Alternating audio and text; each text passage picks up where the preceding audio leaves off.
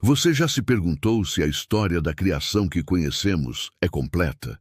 E se existissem segredos, mistérios proibidos, escondidos nas entrelinhas da Bíblia, que poderiam redefinir tudo o que você pensa sobre a origem da humanidade? Prepare-se, porque o que você está prestes a descobrir sobre os filhos de Deus pode não ser o que você esperava. Existe um abismo de tempo e de eventos ocultos antes de Adão. Uma era enigmática onde seres celestiais talvez não fossem os únicos a habitar a Terra. A verdade é mais estranha, mais profunda e infinitamente mais intrigante do que qualquer lenda já contada. No princípio, a Bíblia nos apresenta uma narrativa grandiosa da criação. Em Gênesis 1:1, lemos: No princípio, criou Deus os céus e a terra. Mas o que se segue a essa afirmação aparentemente simples é um dos maiores enigmas teológicos e históricos. Antes da formação do homem à imagem e semelhança de Deus, o que existia? O que a terra era? E, crucialmente, quem eram os chamados filhos de Deus, que surgem em Gênesis 6, antes mesmo do dilúvio, e parecem ter interagido de forma tão impactante com as filhas dos homens? A menção a esses filhos de Deus tem sido um ponto de discórdia e fascínio para teólogos e estudiosos por milênios. Seriam eles anjos, demônios caídos, ou, a hipótese mais perturbadora e fascinante, seriam eles uma civilização anterior à própria humanidade, uma raça esquecida que habitou a Terra antes mesmo de Adão ser soprado com o fôlego da vida? Vamos mergulhar nas profundezas das Escrituras e de textos apócrifos, desvendando as camadas de mistério. O termo filhos de Deus, em hebraico, Bnei HaElohim, aparece em algumas passagens-chave da Bíblia, e cada uma delas lança uma luz diferente, mas igualmente enigmática, sobre a sua identidade. A mais notória, como já mencionamos, está em Gênesis 6, 2 e 4. Virando-se, os filhos de Deus viram que as filhas dos homens eram belas, e tomaram para si mulheres de todas as que escolheram. Os Nefilins estavam na terra naqueles dias, e também depois, quando os filhos de Deus coabitaram com as filhas dos homens, e elas lhes deram filhos. Eles eram os heróis do passado, homens de renome. A interpretação tradicional, e mais difundida, sustenta que os filhos de Deus eram anjos. Esta visão tem raízes antigas, remontando aos pais da Igreja e a alguns textos judaicos pré-cristãos, como o livro de Enoque. Se fossem anjos, o que isso implicaria? Implicaria que seres espirituais, feitos para servir a Deus, transcenderam sua própria natureza e forma, assumindo corpos físicos para interagir sexualmente com humanas. Essa ideia é chocante por si só, pois contraria a noção de que anjos não procriam e de que estão num plano existencial diferente. No entanto, o livro de Enoque detalha como um grupo de anjos, liderados por Semirrazá, desceu ao Monte Hermon, jurou um pacto e tomou para si mulheres, ensinando-lhes feitiçaria, metalurgia e astrologia. Dessas uniões, nasceram os Nefilins, gigantes que espalharam violência e corrupção pela terra, culminando no juízo do dilúvio. Essa narrativa apócrifa adiciona uma dimensão sombria e dramática à história de Gênesis 6. Mas a visão angelical enfrenta objeções significativas. Jesus, em Mateus 22:30, afirma que, na ressurreição, os homens não se casam nem são dados em casamento. São como os anjos no céu. Isso sugere que anjos não se casam ou procriam. Como conciliar essa afirmação com a narrativa de Gênesis 6? Alguns argumentam que a declaração de Jesus se refere aos anjos fiéis, não aos caídos, que poderiam ter perdido essa restrição moral ou fisiológica.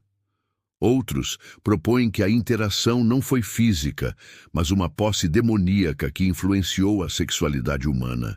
No entanto, o texto de Gênesis é explícito em sua descrição de coabitação. o que aponta para uma união física. Esta teoria, popularizada por Agostinho e muitos teólogos reformados, propõe que Gênesis 6 descreve uma miscigenação religiosa e espiritual. Os filhos de Deus, que deveriam permanecer separados e puros, casaram-se com as filhas dos homens que eram mundanas e corrompidas. Essa união resultou em uma descendência que, embora não necessariamente gigantes fisicamente, eram homens de renome em termos de poder, maldade e influência. Essa visão elimina a necessidade de anjos se acasalarem com humanos, mas dilui o impacto do Nefilins como seres extraordinários. Além disso, a expressão filhos de Deus, em outras passagens bíblicas, Jó 1:6-2:1-38:7, quase sempre se refere a seres celestiais ou angélicos, tornando a interpretação descendentes de Sete menos consistente contextualmente. Agora, vamos à hipótese mais intrigante e, para alguns, mais perturbadora. Existiram seres ou civilizações anteriores a Adão? Seria a Terra habitada antes da criação do homem, como o conhecemos? Essa ideia desafia a cronologia tradicional da Bíblia e se aventura em territórios especulativos. No entanto, há quem argumente que a Bíblia, em sua brevidade, não revela todos os detalhes da história da criação. O Salmo 104:5 fala que Deus firmou a terra sobre os seus fundamentos, para que não seja abalada para sempre. E em Isaías 45:18, lemos: Porque assim diz o Senhor que criou os céus, o Deus que formou a terra e a fez. Ele a estabeleceu, não a criou para ser um caos, mas para ser habitada. A palavra hebraica para caos aqui é tohu, a mesma usada em Gênesis 1:2. A terra era sem forma e vazia, tohu vabohu. Alguns interpretam Gênesis 1:2 não como a descrição de uma criação inicial imperfeita, mas como o resultado de um evento cataclísmico que ocorreu entre Gênesis 1:1 e Gênesis 1:3. Esta é a teoria da lacuna, ou Gap Theory, que sugere que houve uma criação original perfeita no versículo 1, seguida por uma catástrofe devastadora que deixou a terra em tohu vabohu, sem forma e vazia, um estado de ruína. Essa catástrofe é frequentemente associada à queda de Lúcifer e seus anjos. Se isso for verdade, então o restante de Gênesis 1, a partir do versículo 3, descreveria não a criação original da terra, mas uma recriação ou restauração de um mundo que já existia, mas foi arruinado. Se houvesse uma criação anterior e uma catástrofe, quem habitava essa terra pré-adâmica? Poderiam os filhos de Deus de Gênesis 6 serem remanescentes dessa era, seres inteligentes não humanos que de alguma forma sobreviveram ao cataclismo ou foram criados em um período anterior e distinto? Esta ideia é ousada e, admitamos, carece de apoio explícito nas escrituras canônicas. No entanto, ela oferece uma forma de reconciliar a longevidade geológica do planeta com a narrativa bíblica, sem comprometer a criação divina. Além disso, explicaria a natureza enigmática dos filhos de Deus como seres distintos, tanto dos anjos celestiais como dos humanos criados no sexto dia. Outra perspectiva igualmente fascinante vem da análise de textos antigos do Oriente Próximo.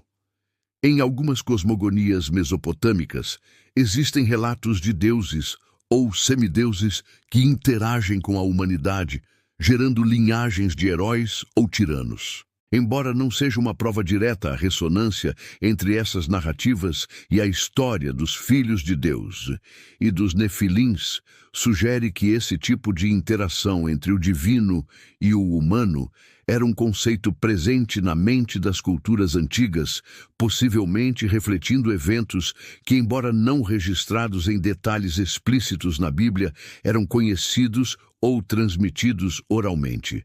Retornando ao livro de Jó, um dos livros mais antigos da Bíblia, encontramos outra menção significativa aos filhos de Deus. Em Jó 38, 4, 7, Deus fala a Jó: Onde estavas tu quando eu fundava a terra? Dize-mo se tens entendimento.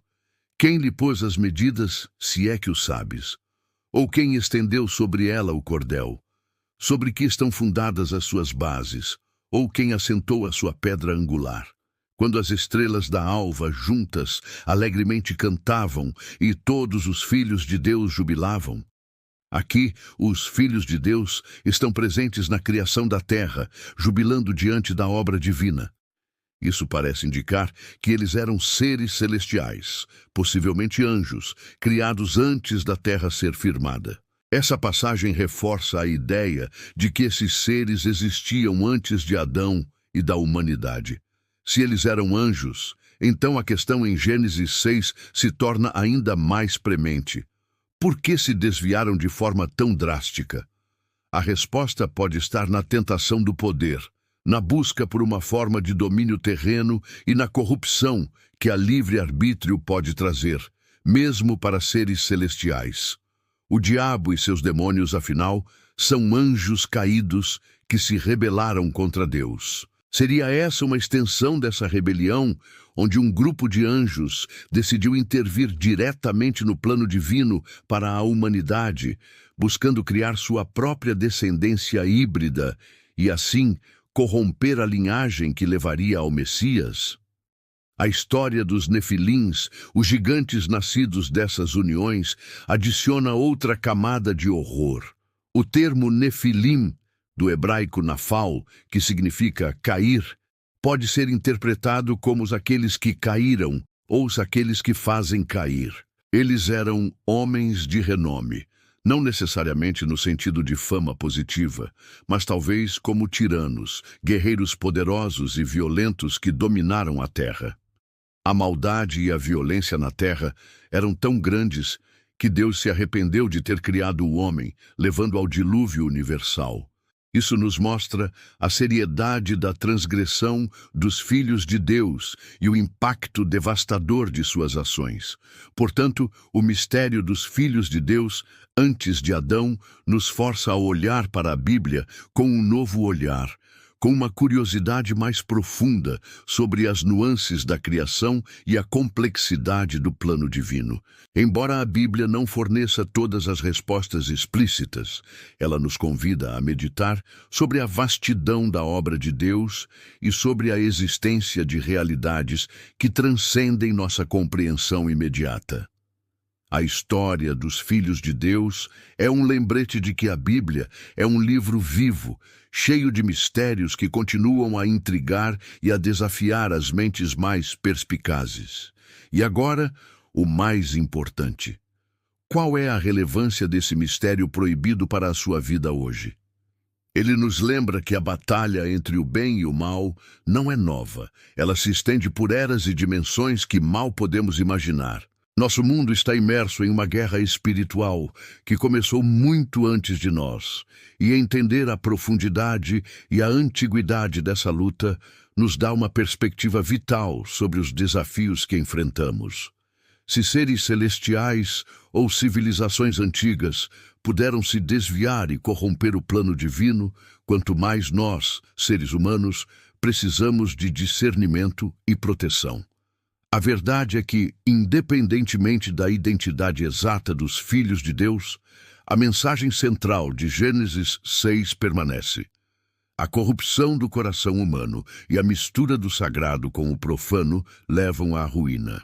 O dilúvio foi um juízo sobre a maldade que se espalhara por toda a terra. E hoje, em um mundo cada vez mais distante dos princípios divinos, essa história serve como um alerta profético. Você está pronto para enfrentar a verdade, por mais desconfortável que ela seja? Você está disposto a permitir que esses mistérios bíblicos expandam sua compreensão de Deus, da criação e do seu próprio papel nesse grande drama? O chamado de Deus é para uma vida de pureza, de separação do mundanismo e de alinhamento com a sua vontade. Este mistério não é apenas uma curiosidade histórica. É um convite para examinar sua própria vida, para refletir sobre as escolhas que você tem feito e para buscar uma intimidade mais profunda com o Criador.